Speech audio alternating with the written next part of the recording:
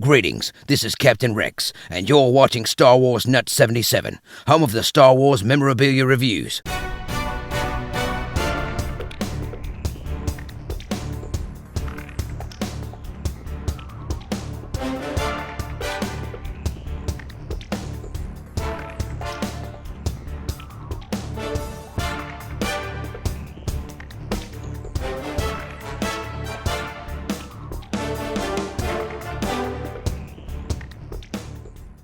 Hey Star Wars fans, how you doing? My name is Jon with Starwarsnut77. I want to let you guys know of a new Star Wars game that just came out this month, January 2014. I'm not sure if you guys have heard of this game before, and in fact it's a homebrew for a retro console for the ColecoVision, actually, which is an early console that came out in early 1980s, one of my favorite consoles out there. There's a huge market right now for homebrew games, particularly for the ColecoVision. I got this on a website called Team Pixel Boy. I'll put a link below, you guys can check it out. Now, I believe they limited this to about 100 copies. As far as if they're going to make more, I don't know. Sometimes they do and sometimes they don't. I know they sold out of the initial 100. And it's called Battle of Hoth. What this game is, it's basically a reboot and kind of a facelift of the Empire Strikes Back for both the Intellivision and the Atari 2600. In fact, an interesting fact is Star Wars Empire Strikes Back for the Atari 2600 was the very first Star Wars game ever produced.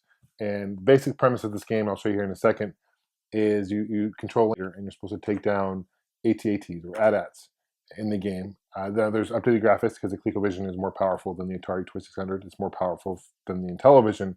This is a really well done homebrew. It's done by Jean-Philippe, who actually programmed this, also known as Yuki on AtariAge.com. This actually box and the design was designed by Luke, who owns Team Pixel Boy, and he helped distribute this game. High quality gaming in the box, everything. Box art's really well done. You can see it's done in like the retro style too, with the ColecoVision logo right there. I think it's really sweet. You'll see here there's pictures of Yoda in it, there's pictures of Darth Vader, and there's even some voiceover. I'll show you guys that in a second. So what I'll do now is I'll show you an unboxing, kind of show you what's included, take a closer look at the box, show you the game, and then we'll show you some gameplay footage. Go from there. Here's a closer look at the box itself. Love the box art here. Battle of Hoth. And here's the screenshots of the game, published by Team Pixel Boy. Again, I'll put a link below. CBS was the company that distributed the ColecoVision in Europe and parts of the other parts of the world. Here is, it comes with 2 cards, Topps cards. So I got, these are probably randomly in there, but random what you get, but I got 2 from Empire Strikes Back, which is cool. Widescreen ones, which is sweet. This one's got like almost a 3D effect. Really sweet. Here's the instruction manual, nice high quality instruction manual. How to play, different things, lasers. You have grappling hooks, which you can use. You can take down speeders right away if you time it right. Tips and stuff. And this is the cart, really cool.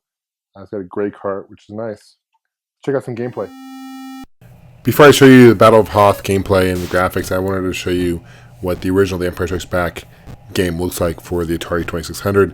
As I mentioned before early in the video, this is the very first Star Wars game ever came out for any console, which is kind of cool. Game's not terrible for the Atari 2600. In fact, graphically it looks pretty good for the system.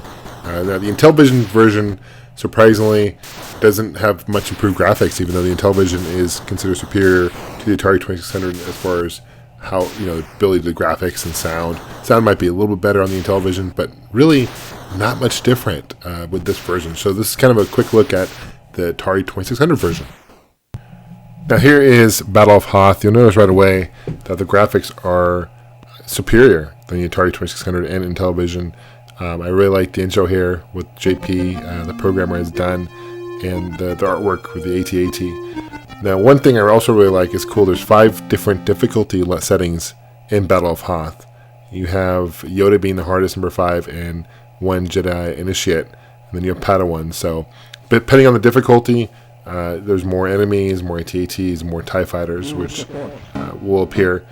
You have a snow speeder here that you control. There's 2 different speeds. You can go forward or backwards. In both directions, you can go slow or fast, depending on how many times you hit the button.